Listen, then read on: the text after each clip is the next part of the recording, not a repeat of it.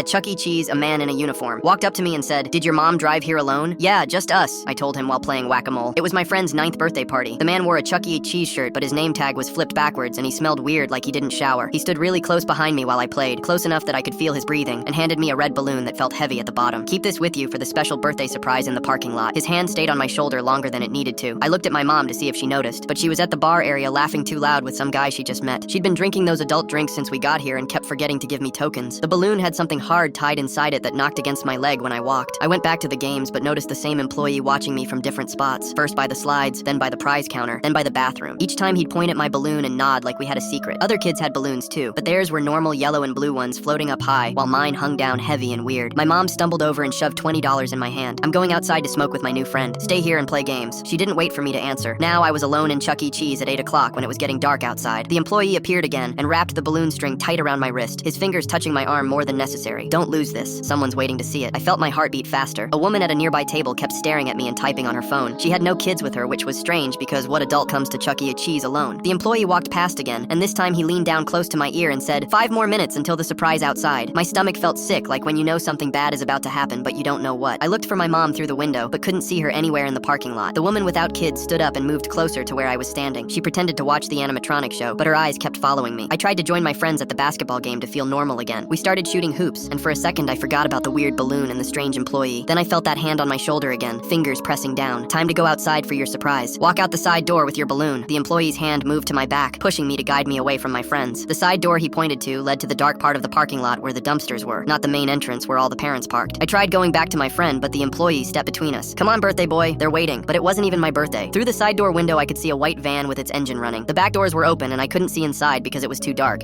My friend's dad must have noticed something because he started walking over to us. The employee pushed me harder toward the door, his grip on my shoulder too tight now. The woman without kids was moving closer too. She wasn't pretending to watch the show anymore. I was being surrounded while my mom was still gone. The woman suddenly ran and grabbed the employee's arm hard. "Security, step away from the child." She pulled out a radio and spoke fast into it. "Code Adam, side entrance, white van in position." The employee tried to run, but 2 real Chuck E. Cheese workers blocked him. They looked like managers. The woman ripped the balloon from my wrist and broke it open. A GPS tracker fell out along with a note that said, "What time to bring me outside," and my description. Through the window, we watched the white van's doors slam shut and speed away, almost hitting a parked car. I heard police sirens getting louder outside. The fake employee wasn't even struggling anymore. He just stared at the door like he was expecting someone else to come help him.